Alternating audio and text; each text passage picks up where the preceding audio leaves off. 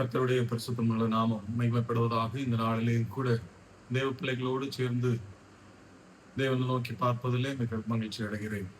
கர்த்தர் நமக்கு நல்லவரும் நன்மை செய்கிறவருமாகவே இருந்து வருகிறார்.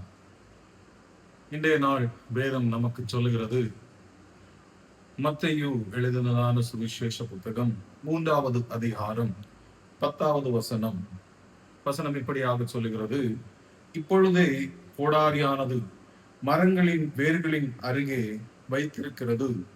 ஆகையால் நல்ல கனி கொடாத மரங்கள் வெட்டுண்டு அக்கினியிலே போடப்படும்.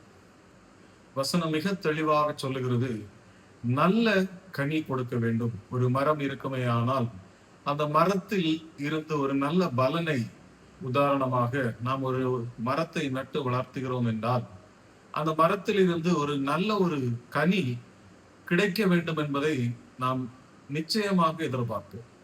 அதே போலவே கர்த்தர் இந்த நாளிலே நம்ம இடத்திலே அவர் நமக்காக மரித்து அவருடைய சொந்த குமாரனை நமக்கு தந்து நம்முடைய பாவங்களுக்காக நம்முடைய சாபங்களுக்காக அவர் மரித்து அடக்கம் பண்ணப்பட்டு 3வது நாளிலே உயிரோடு எழும்பின அந்த தெய்வம் நாம் எப்படி இருக்க வேண்டும் என்பதை அவர் விரும்புகிறார். நாம் எப்படியாக கனி கொடுக்க வேண்டும் என்பதையும் அவர் விரும்புகிறார். வேதம் அழகாக சொல்லுகிறது, கோடாரியானது மரங்களின் வேர்களின் அருகே வைக்கப்பட்டிருக்கிறது.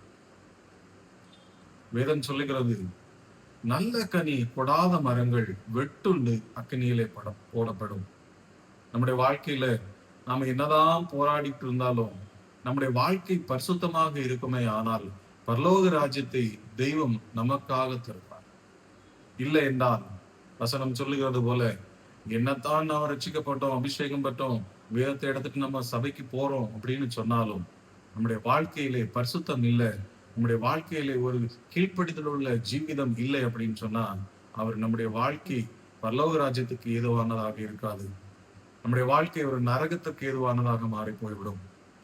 தேவனுடைய பிள்ளைகளே, இந்த வசனம் சொல்வது போல நல்ல கனி கொடாத மரத்தை போல இராமல் நல்ல ஒரு கனி உள்ள ஜீவிதத்தை நம்முடைய வாழ்க்கையில ஜீவித்து நமக்கு தேவன் கொடுத்த இந்த ஆயுசு நாட்களிலே பிறருக்காக ஜெபித்து பிறரையும் அவருக்குள்ளாக நடத்தி தேவ அன்பிற்குள்ளாக பிறரை நடத்தி நாமும் அந்த பரலோக ராஜ்யத்திலே சென்று சேர்ந்து பங்கடைவோம். இந்த வார்த்தைகளால் கர்த்தர் உங்களை ஆசீர்வதிப்பாராக.